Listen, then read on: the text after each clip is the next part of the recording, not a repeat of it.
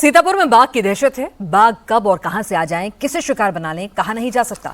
महिला और बच्चे घरों में कैद रहने को मजबूर हैं। घर के युवा हाथ में डंडे लेकर पहरेदारी कर रहे हैं। बाघ का डर इतना है कि किसान लोगों का ग्रुप बनाकर अपने खेतों पर जा रहे हैं। बच्चों के स्कूल छूट गए हैं।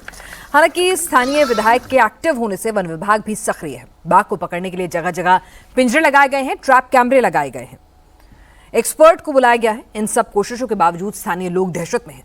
सीतापुर में फिलहाल क्या हालात हैं, इंडिया टीवी संवाददाता विशाल प्रताप सिंह की ग्राउंड जीरो से रिपोर्ट देखिए। हम इस समय सीतापुर के नरनी गांव में मौजूद हैं, जहां पर बाघ की दहशत है। बाघ ने बीते शुक्रवार को गांव के ही एक युवा किसान सौरभ दीक्षित को अपना निशाना बनाया, जिसके बाद से पूरे इलाके में 35 से 40 जो गांव हैं वो बुरी तरीके से प्रभावित हैं। वन विभाग की टीम कैंप कर रही है। गांव के लोग अपने हाथों में लाठी, डंडा और हथियार लेकर निकल रहे हैं और लोगों से अपील की जा रही है कि वो गांव में अकेले ना निकलें, क्योंकि ये पूरा तराई बेल्ट है, गन्ने का बेल्ट है और ऐसे में यहाँ पर जो बाघ के आने की संभावना है वो और भी ज़्यादा बढ़ जाती है। इसीलिए यहाँ पर बाकायदा देखिए एक पिंजरा लगाया गया है।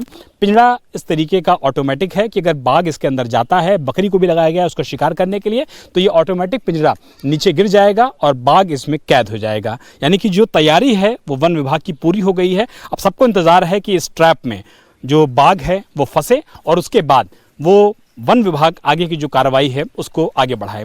जो गांव के किसान हैं, देखिए बड़े बड़े जो हाथों में हथियार है वो लेके चल रहे हैं कि अगर कभी भी बाघ से एकाएक सामना हो जाए तो कम से कम इस हथियार से वो अपनी रक्षा कर सकें, लोगों की रक्षा कर सकें। इसके अलावा गांव के जो जागरूक लोग हैं वो मनोज मिश्रा जी के नेतृत्व में बाकायदा हथियार लेके भी चल रहे हैं कि अगर कोई भी आपात स्थिति आती है तो कम से कम बाघ के हमले से बचा जा सके।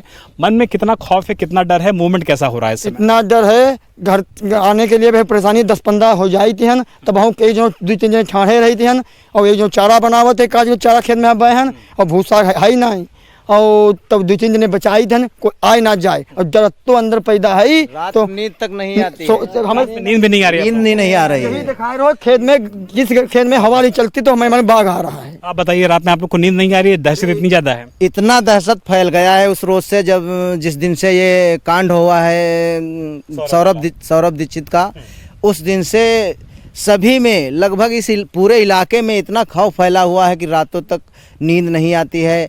आँख मीच कर भी पढ़ते हैं तब भी नींद नहीं आ रही है। बच्चे भी पढ़ने से कतराते हैं, कहते हैं स्कूल नहीं जाऊंगा पापा, मैं स्कूल नहीं जाऊंगा। तो आप देख सकते हैं किस तरह से ग्राउंड जीरो पर विशाल जाकर गांव वालों से, स्थानीय लोगों से बातचीत कर रहे थे। कैसे वहां पर ट्रैप कैमरास लगाए गए हैं, बाकायदा प्रे भी रखा गया है, यानी कि बाघ को ट्रैप में फंसाने के लिए शिकार की भी व्यवस्था की गई है। और फिलहाल लोग घर से बाहर निकले से खुद को रोक रहे हैं या फिर ग्रुप्स में लाठी लेकर निकल रहे हैं।